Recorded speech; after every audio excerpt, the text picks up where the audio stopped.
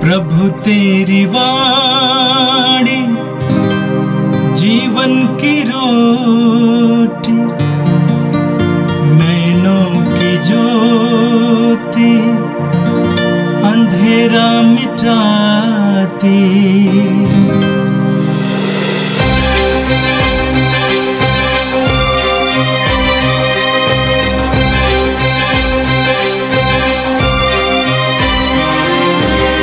प्रभु तेरी वाणी जीवन की रोटी, नैनों की ज्योति अंधेरा मिटाती।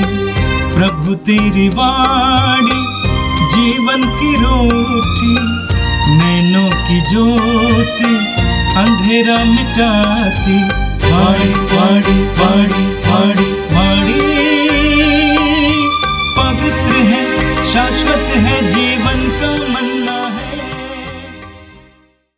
14 फरवरी बुधवार, पहला पाठ। नबी योएल का ग्रंथ, अध्याय 2, पद संख्या 12 से 18। प्रभु यह कहता है, अब तुम लोग उपवास करो और रोते तथा शोक मनाते हुए पूरे हृदय से मेरे पास लौट आओ। अपने वस्त्र फाड़ कर नहीं, बल्कि हृदय से पश्चाताप करो और अपने प्रभु ईश्वर के पास लौट आओ, क्योंकि वह करुणामय, दयालु, अत्यंत सहनशील और दया सागर है, और वह सहज ही द्रवित हो जाता है। क्या जाने वह द्रवित हो जाए और तुम्हें आशीर्वाद प्रदान करे। तब तुम लोग अपने प्रभु ईश्वर को बलि और तर्पण चढ़ाओगे। सिय्योन पर्वत पर तुरही बजाओ, उपवास घोषित करो, सभा की बैठक बुलवाओ, जनता को इकट्ठा करो, बूढ़ों, बालकों और दूध मुहे बच्चों को भी बुला लो। दुल्हा और दुल्हन अपना कमरा छोड़कर चले आएं। प्रभु ईश्वर की सेवा करने वाले याजक मंदिर में वेदी के सामने रोते हुए इस प्रकार प्रार्थना करें। हे प्रभु, अपनी प्रजा पर दया कर, अपने लोगों का अपमान ना होने दें, राष्ट्रों में उनका उपहास ना होने दें। गैर यहूदी यह न कहने पाए कि उनका ईश्वर कहाँ रह गया। तब प्रभु ने अपने देश की सुध ली और अपनी प्रजा को बचा लिया। यह प्रभु की वाणी है। संत मत्ती के अनुसार पवित्र सुसमाचार अध्याय 6 वाक्य 1 से 6 और 16 से 18 तक। ईसा ने कहा, सावधान रहो, लोगों का ध्यान आकर्षित करने के लिए अपने धर्म कार्यों का प्रदर्शन ना करो, नहीं तो तुम अपने स्वर्गीय पिता के पुरस्कार से वंचित रह जाओगे। जब तुम दान देते हो तो इसका ढिंढोरा नहीं पिटवाओ। ढोंगी सभागृहों और गलियों में ऐसा ही किया करते हैं जिससे लोग उनकी प्रशंसा करें।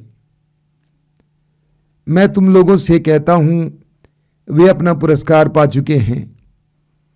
जब तुम दान देते हो तो तुम्हारा बायां हाथ ये न जानने पाए कि तुम्हारा दायां हाथ क्या कर रहा है। तुम्हारा दान गुप्त रहे और तुम्हारा पिता जो सब कुछ देखता है तुम्हें पुरस्कार देगा।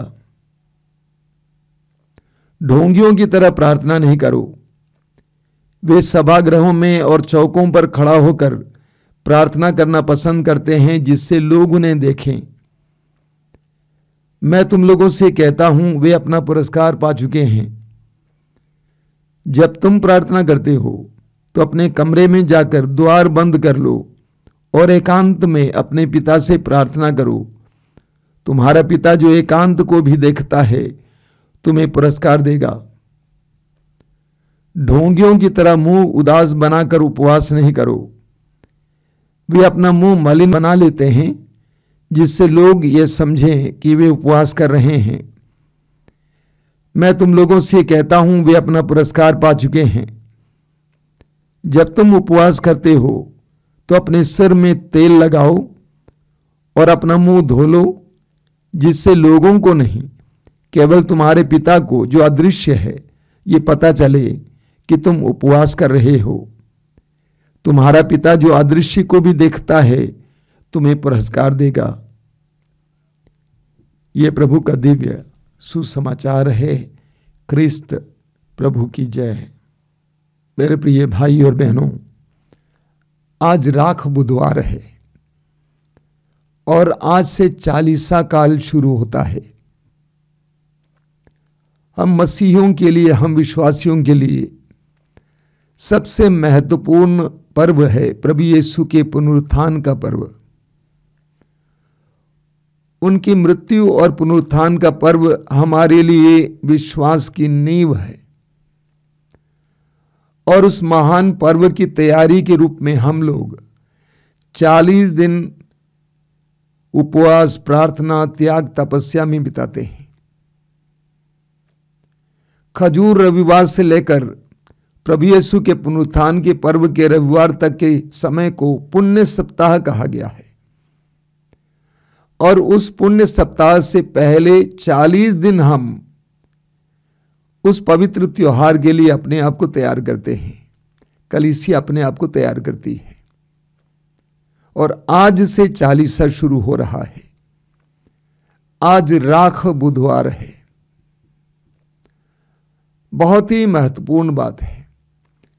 आज विशेष करके कैथोलिक कलीसिया में गिरजाघरों में पूजन विधि होती है और उसके दौरान विश्वासियों के माथे पर राख लगाया जाता है और उन्हें याद दिलाया जाता है कि तुम मिट्टी हो और मिट्टी में मिल जाओगे।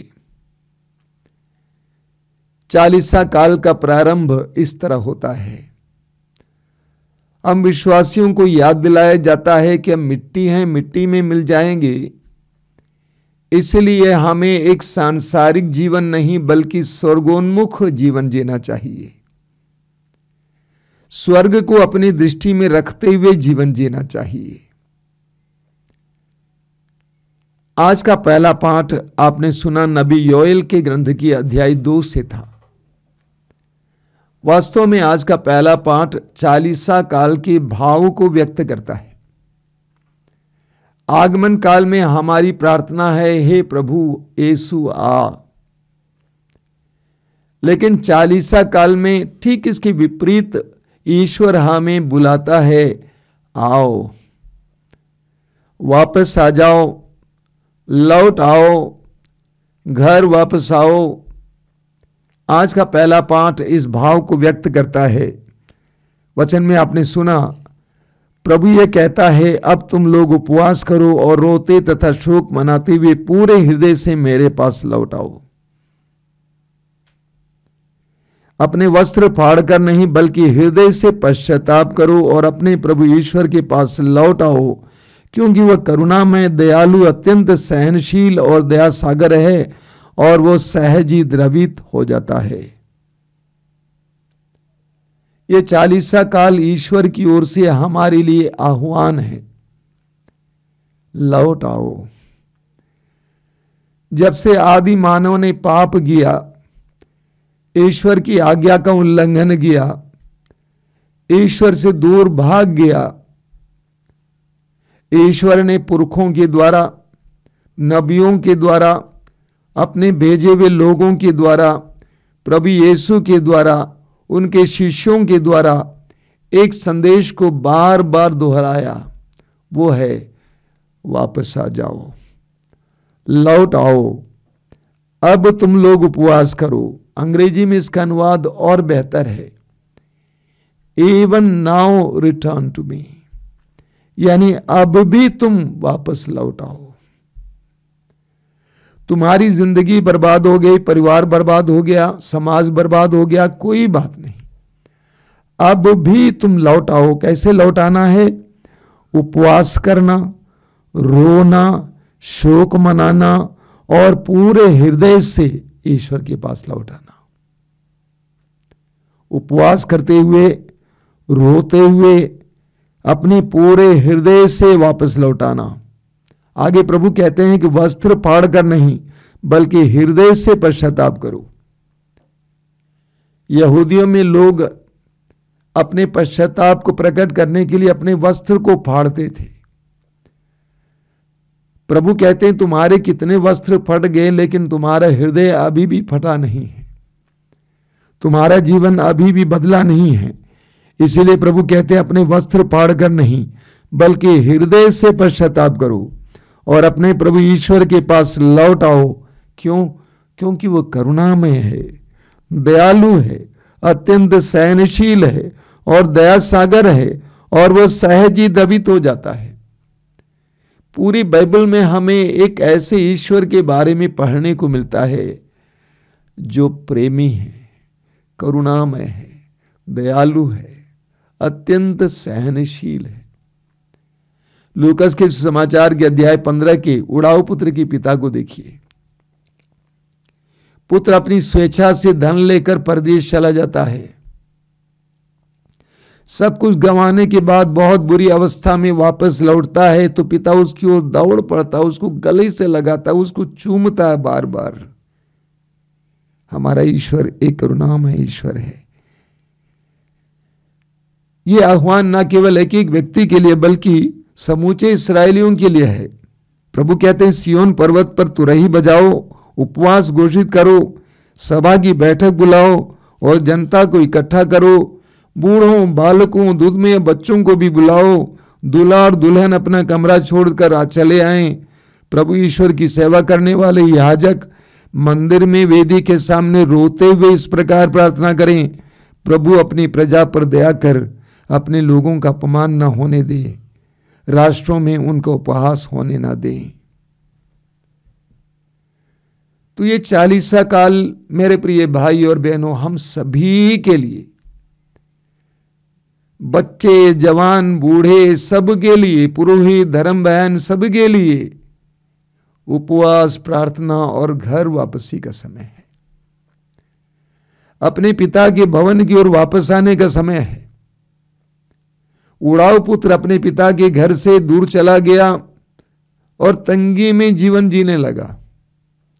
उसे दुख कष्ट का अनुभव करना पड़ा, लेकिन जब वो अपने पिता के भवन की ओर चल पड़ा और निकल पड़ा, पिता उसकी ओर दौड़ पड़ता है, उसे अपने घर पे बड़े सम्मान और प्रेम के साथ स्वागत करता है और जो कुछ उसने गंवाया था वो सब वापस लौटाता है। प्रभु यीशु ने ईश्वर के हृदय को उस सुंदर दृष्टांत के द्वारा हमारे सामने खोल के रखा है। ये समय हमारे लिए वापसी का समय है। हो सकता है कि हम ईश्वर से बहुत दूर चले गए, हमारा जीवन अधर्म में बीता हो। प्रभु कहते हैं वापस आ जाओ। बाइबल में बहुत सारे प्रसंग हैं जहां पर प्रभु कहते हैं वापस आ जाओ। होशेया अध्याय 6 वाक्य 1 में प्रभु का वचन कहता है, अब तुम प्रभु के पास लौट आओ। ये प्रभु के पास लौट आने का समय है, कृपा का समय है, अनुग्रह का समय है। और आज का सुसमाचार संत मत्ती के सुसमाचार की अध्याय 6 से लिया गया था। ये 40 काल हमारे लिए अनुग्रह और कृपा प्राप्त करने का समय है। और आज के सुसमाचार में प्रभु यीशु में कृपा प्राप्त करने के 3 माध्यमों के बारे में, साधनों के बारे में बताते हैं। पहला है भिक्षादान, दान। हम मनुष्य स्वभावतः स्वार्थी हैं, हम लेना चाहते हैं, लेने के लिए हमारे हाथ आसानी से खुल जाते हैं, लेकिन देने के लिए हमारे हाथ आसानी से नहीं खुलते। भिक्षादान या दान के द्वारा हम क्या करते हैं? हम अपने स्वार्थ के खिलाफ जाते हैं। और दान में बहुत बड़ी शक्ति है। हम पढ़ेंगे तोबीत के ग्रंथ के अध्याय 12 उसके वाक्य 8 और 9 में, वहां लिखा हुआ है, प्रार्थना तथा उपवास और भिक्षादान तथा धार्मिकता उत्तम है। दुष्टता से संचित धन संपदा की अपेक्षा धार्मिकता से कमाया हुआ थोड़ा धन भी अच्छा है। भिक्षादान स्वर्ण संचय से श्रेष्ठ है। बहुत सुंदर वचन है। भिक्षा दान या दानी देना सोना इकट्ठा करने से श्रेष्ठ है। भिक्षा दान मृत्यु से बचाता और हर प्रकार का पाप हरता है। जो भिक्षा दान करता है उसे पूर्ण जीवन प्राप्त होगा। इसी तरह प्रवक्ता ग्रंथ के अध्याय 35 में हम पढ़ते हैं, उसके वाक्य 4 में लिखा हुआ है, परोपकार अन्न बलि के लगाने के बराबर है। परोपकार अन्न बलि लगाने के बराबर है। जो भिक्षा दान करता है वो धन्यवाद का बलिदान चाहता है। दान देना एक पुण्य कर्म है, वह अन्न बलि के बराबर है। वो अपने पापों के लिए क्षमा प्राप्त करता है। तो इस चालीसा काल में 3 बातें जिसके बारे में प्रभु हमें बताते हैं, उसमें से पहला है भिक्षा दान, दान देना। लेकिन आज के सुसमाचार में प्रभु स्पष्ट शब्दों में हमें बताते हैं, जब तुम दान देते हो तो इसका ढिंढोरा नहीं पिटवाओ, प्रचार मत करो।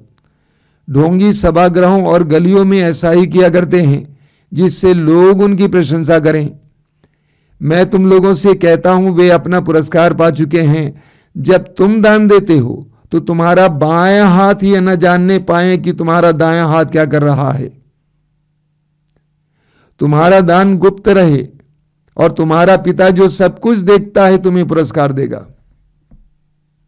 बहुत सारे लोग दान देते हैं लेकिन चाहते हैं कि उनका नाम लिखा जाए वहां पे, लेकिन चाहते हैं कि उनको उसका नाम मिले, यश मिले। इस दुनिया में अधिकतर लोग ऐसे ही दान देते हैं। लेकिन प्रभु यीशु कहते तुम्हारा दान गुप्त हो ताकि तुम्हारा पिता देखें और तुम्हारा पिता तुम्हें पुरस्कार प्रदान करे। दूसरी बात है प्रार्थना। प्रार्थना के बारे में प्रभु कहते हैं ढोंगियों की तरह प्रार्थना नहीं करो। प्रार्थना एक पुण्य कर्म है। प्रार्थना के द्वारा हम ईश्वर से जुड़ते हैं। यूहन्ना के सुसमाचार के अध्याय 15 वाक्य 5 में प्रभु कहते हैं, मैं दाखलता हूं और तुम डालियां हो।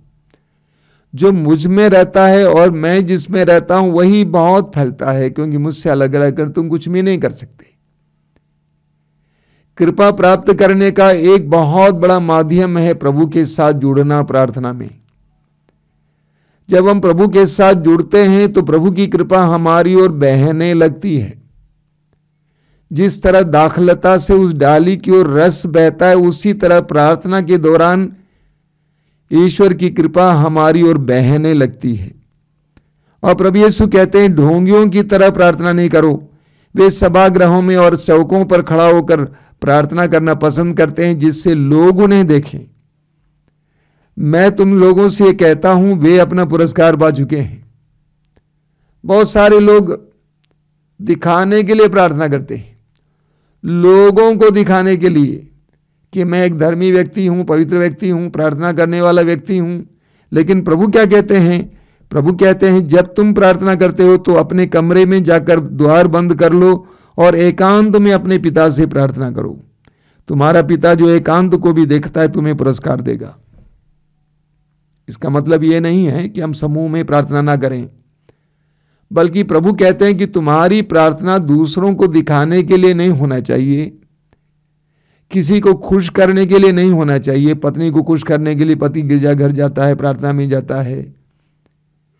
पति को खुश करने के लिए पत्नी प्रार्थना करती है। बच्चों को, माँ बाप को खुश करने के लिए बच्चे करते हैं। ऐसा नहीं होना चाहिए, बल्कि तुम्हारे स्वर्गीय पिता के सामने अपने हृदय को एकांत में खोलो। तुम्हारी प्रार्थना गहरी हो और तुम्हारी प्रार्थना में तुम उस पिता के साथ जुड़ जाओ, वो तुम्हारे लिए कृपा का माध्यम बनेगा। तीसरा साधन है उपवास। प्रभु यीशु स्वयं उपवास पर जोर देते थे और प्रभु यीशु ने स्वयं उपवास किया। हम पुराने विधान में पढ़ते हैं कि मूसा 40 दिन और 40 रात उपवास और प्रार्थना करते हुए सीनाई पहाड़ पर समय बिताया। प्रभु यीशु के बारे में हमने सुसमाचार में पढ़ा है कि प्रभु यीशु ने 40 दिन और 40 रात सुसमाचार की घोषणा शुरू करने से पहले उपवास और प्रार्थना में बिताया। मार्कुस के सुसमाचार के अध्याय 9 में प्रभु यीशु अपने शिष्यों से कहते हैं, इस तरह के अवदूतों को निकालने के लिए उपवास और प्रार्थना की आवश्यकता है। तो प्रभु यीशु ने स्वयं उपवास किया, शिष्यों ने उपवास किया, और प्रभु यीशु आज उपवास के बारे में हमें समझाते हैं। प्रभु कहते हैं, ढोंगियों की तरह मुंह उदास बनाकर उपवास नहीं करो। वे अपना मुंह मलिन बना लेते हैं जिससे लोग ये समझे कि वे उपवास कर रहे हैं। और कई लोग उपवास करते हैं और बार बार दोहराते भी हैं कि आज मेरा उपवास का दिन है, मैंने उपवास किया है। मैं तुम लोगों से कहता हूं, वे अपना पुरस्कार पा चुके हैं। जब तुम उपवास करते हो तो अपने सिर में तेल लगाओ और अपना मुंह धो लो, जिससे लोगों को नहीं केवल तुम्हारे पिता को जो अदृश्य है ये पता चले कि तुम उपवास कर रहे हो। तुम्हारा पिता जो अदृश्य को भी देखता है तुम्हें पुरस्कार देगा। कुल मिलाकर प्रभु यीशु हमें सिखाते हैं कि हमारे धर्म कार्य, हमारे पुण्य के कर्म दिखावे के लिए नहीं होना चाहिए, बल्कि ईमानदारी से, हृदय की गहराई से निकलने वाले कर्म होना चाहिए। हमारा पिता, हमारा ईश्वर जो हमें दिखता है वो हमें पुरस्कार देता है। संसार को दिखाने के लिए, दुनिया को दिखाने के लिए प्रभु यीशु को आडंबर बिल्कुल पसंद नहीं था, दिखावा बिल्कुल पसंद नहीं था। हम सामुएल के पहले ग्रंथ के अध्याय 16 में पढ़ेंगे, ईश्वर कहता है, मनुष्य बाह्य रूप रंग देखता है लेकिन ईश्वर मनुष्य के हृदय को देखता है। हमारे हर पुण्य कर्म गहराई से होना चाहिए, ईश्वर को दिखाने लायक होना चाहिए, न कि मनुष्यों को दिखाने लायक। ये 40 काल हमारे लिए प्रार्थना, दान और उपवास का समय है। प्रभु हम सबको आशीष दे। आइए हम प्रार्थना करें। प्रभु यीशु धन्यवाद देते हैं आज के सुंदर दिन के लिए, इस 40 काल के लिए धन्यवाद देते हैं जो आज शुरू हो रहा है। ये हमारे लिए, हमारे परिवारों के लिए, हमारे समुदायों के लिए एक नवीकरण का समय बने, शुद्धिकरण का समय बने, घर वापसी का समय बने। हम ज्यादा से ज्यादा तेरे पास आने का प्रयत्न करें। ये प्रभु यीशु इन वचनों को सुनने वाले मेरे भाई बहनों को आशीर्वाद देना। आज का संपूर्ण दिन और आने वाले दिन उनके लिए कृपा के दिन बने। हमारी प्रार्थना को ग्रहण कर, आमीन। प्रभु तेरी वाणी जीवन की रोटी, नैनों की ज्योति अंधेरा मिटाती। वाणी वाणी वाणी वाणी वाणी पवित्र है, शाश्वत है जीवन का मन।